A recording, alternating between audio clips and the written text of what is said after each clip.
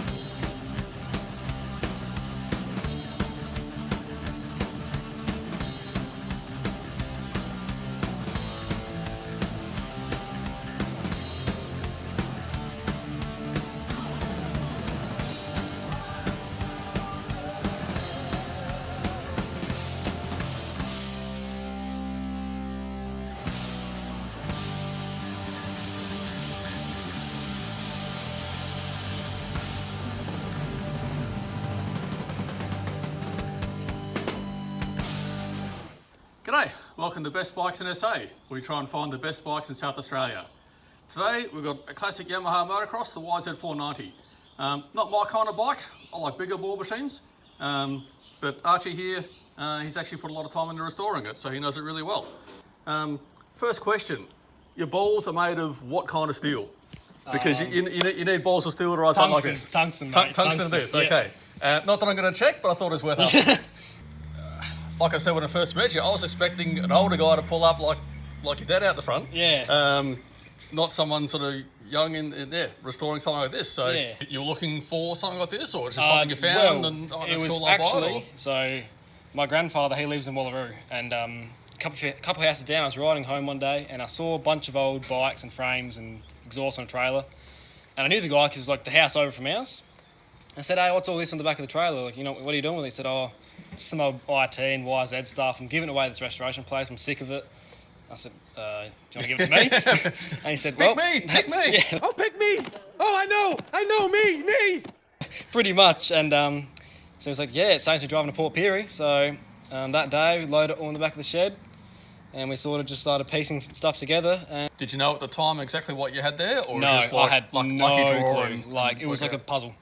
It was just a million bits everywhere, just like a puzzle. And yeah, so we picked this one to build first because the other ones had both blown the transmission, so too much made for what they're worth. Yeah. Talk me to the process of doing like a resto on something like this. And it's not like a concours, enter a competition, win it sort of thing. It's just, to me, it's like it's going to get ridden by someone still, not just put in the shed. Yeah. Which is fine by me, that's not a criticism. What was the hard part, or what were the things that surprised you or stumped you as you came along? Because I'm sure there would have been some surprises. This airbox, yeah, you can't get in without the rear shock out.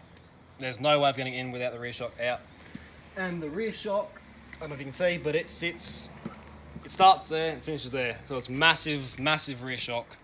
The plastics are aftermarket, or Plastics just aftermarket from America, so they were very hard to source. I got the plastics with the fork boots. That was about $650 all up. Oh. Yeah, so that was quite rough.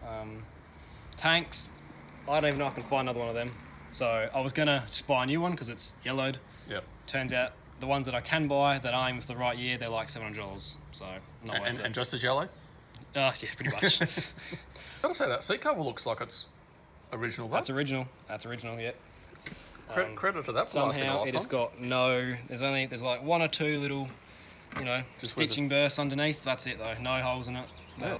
So motor-wise, you pulled it down, did anything like that, or you just got it up and running, or? When I first got it, it needed a rebore because the cylinder it was basically had rust all through the cylinder. It was bad. Yeah. So it's on third piston oversize at the moment.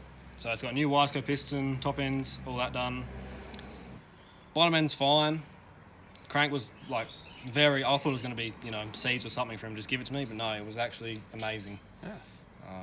Swing arm bearings, all linkage bearings, done that. New old rear tyre as well. Yeah, so looking at the bike, it's got the HPF muffler on it. Everything else looks pretty standard, aside from the front end. You only had the drum brakes on the 81, 82 model. So do you know what that's from? So these are 1986 front forks. And the wheel is off A6 too, so notice rear is gold off of the A2, front is silver off of the A6. So obviously, A, newer forks, B, you get a disc brake, so a lot better. And I guess whoever owned this before me, that's what they did. Yeah. Man, I wouldn't want to ride something like this with the drum brake on the front. Exactly right, yeah. And have you ridden it since it's all together? No. Not yet? No, I haven't ridden it because it is so hard to start. We took it to a mechanic in Kadena because I couldn't start it, and so I took it to him. He couldn't kick start it, he had to bump start it. It's got that much compression, he just said, I just can't kick it over quick enough. So once it runs in, you'll definitely be able to kick it and ride it, but yeah, maybe next holidays. So have you kept track of your sort of rebuild cost on it? Because most of the time doing restos you don't want to because it always ends up being more than you thought. Yeah, well that's right, but I think rough estimate, just under $2,000, so very surprising. Wow. Of how, little we've had to spend on it. A lot of the parts we've just, really restored, like a lot of them rusty, just, take all the rust off, treat it, paint it. Like these original, everything, almost everything on it is original, apart from, a few things like stickers, obviously pissed and that. That's why I've got it up for 10 at the moment, but I'd take 8.5 for it. I'd rather. Okay, I'm going to edit that out. Edit that out. Yeah, don't ever. If you get someone asking as a former salesman, and you're probably not a salesman, but shop too, you never make the first move as far as price goes, because what you might think is cheap, he might think is like too dirt cheap. Yeah. If he's asking for 10, he's like, oh, what can you do for me? He might be thinking, man, if I can get it for 9, that's a steal. And if you say 8, it can either be, oh man, there's something wrong with it still, if he's just happy to take $2,000 off just like that. Yeah. But yeah, if he's thinking 9, obviously you don't know what he's thinking. Yeah. But yeah, you always let them make the first move. That's why my place has been like, they'll be offered, oh, you want to trade for this? Nah. Like I've been really firm on the price, but if somebody did offer me high, I'd just let it go. Yeah, but yeah, let them say the figure, and then always just push them a bit more. Yeah. Because otherwise, it says to them mentally, yeah, he didn't think it's worth 10. Yeah. So if you do it like that, it's saying, hey, it's a 10 grand bike. Yeah, I'll do it for you cheap for 9. Man, give me 9.5 or 9.4. Yeah. And then they'll feel good because they still talk you down, but they still like they got something that wasn't given away because it's no good. Yeah, that's right. Yeah. So each episode we do a quiz to find out how much people know about their bikes. So you think you're a YZ guy, eh? And it's hard when people do restos because obviously they've gone quite deep into it. I didn't know you worked at a shop either. Make sure you get a tip for wearing the Coast thing in the video too. You spoke about how hard she is to start. Do you know what the compression ratio actually is? Oh, God. Oh, I do remember. I looked up on a sheet once. This is either for my other bike or this bike. I feel like it's either 11 to 9. I thought that's it. In the factory kit when these were brand new, Yamaha had a few different optional parts you could get for them. Yep. How many different shock spring options were there? I'm going to 3. Also, when they were brand new, you got a toolkit from Yamaha with them. Do you know what you got in the toolkit? I'd say a spark plug tool, maybe some shifters.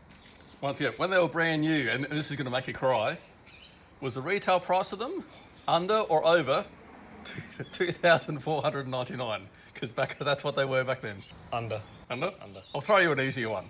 In the owner's manual, what tyre pressure do they recommend? Go 20 rear, 25 front. Alrighty. Go that. You've been a good sport. There were some tough questions. Yeah. You didn't get any right. It's the concrete shoes for you. To sum the YZ up, I say it's a good rideable, restored sort of example. Not something that you have to worry about getting dirt on, but yeah, give it a wash and she's good to go again. So I definitely think it's fair to say it's the best in SA.